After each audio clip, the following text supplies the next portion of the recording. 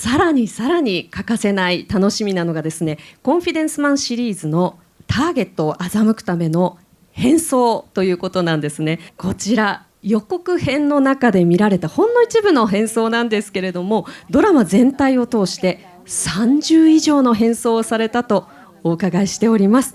お互いに似合ってるなと思った変装がありましたらエピソードを交えてお聞かせください。저는 희선 오빠의 지금 저 가수 표정이 잊혀지지가 않는데 지금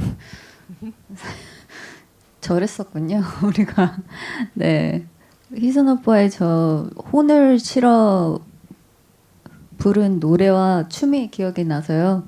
네, 그게 참 재밌었고 그 호는 추노가 밑에 보이는데 그 추노란 캐릭터는 한국에서 되게 대히트한 사극의 캐릭터인데 너무 안 어울려서 놀랐습니다.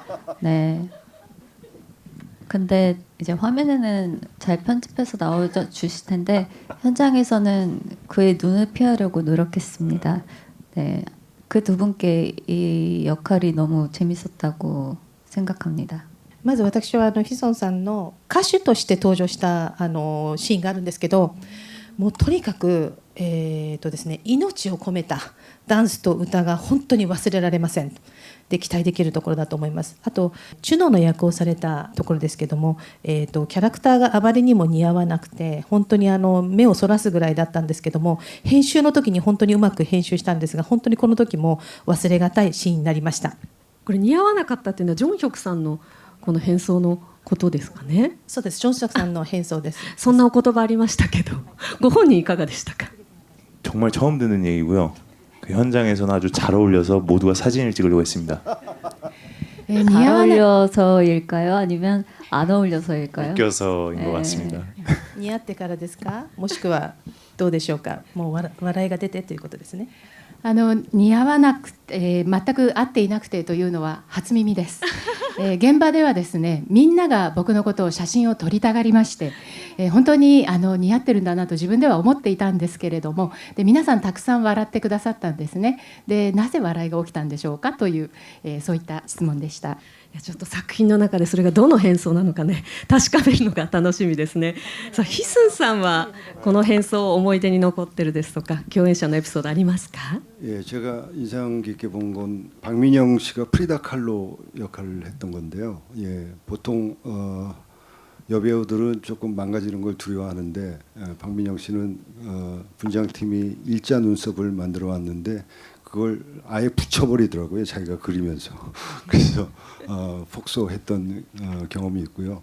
주정혁 씨 같은 경우는 이제 여장을 합니다. 그래서 아주 아름다운 각선미와 네, 굉장히 부담스러운 어떤 모습을 하고 나오는데, 예, 그 여러분들이 직접 보고 판단해 주시기 바라겠습니다. 私のですね印象に残っているものはですね、パク・ミニョンさんの場合はフリーダ・カーロでした。普通はですね女優さんってあまりこう綺麗にならないことをですね恐れたりするんですけれども、スタッフが一本のこの眉毛をつながっている眉毛を持ってきた時に、むしろ自分からですねそれをさらにこうくっつけるようなことをしまして、みんなも爆笑しました。あとジュ・ジョンヒョクさんに関してはですね女装をされたんですけれども、本当に綺麗なお足とだけどちょっと気味悪い感じがありまして、それは皆さんぜひ見て判断していただければと思います。ちょっと気味悪いっていうのもまたなんか気になるワードが出てきましたけれども、そんなジョンヒョクさんいかがでしょうか。 사실 제가 여동생이 있는데 똑같이 생겨가지고 사실 저 개인적으로 너무 놀랬던. 네. 実はですね妹がおりまして、女装した時にあまりにも妹に似ていて、我ながらびっくりしました。もちろん女装を初めてされたんですよね。はい. 네, 근데 가장 문제였던 게 사실 목젖이었어요. 목젖. 이게 너무 제가 크거든요. 그래서 이건 안 가려지더라고요. 예. でもですね一番問題だったのは喉仏だったんですね。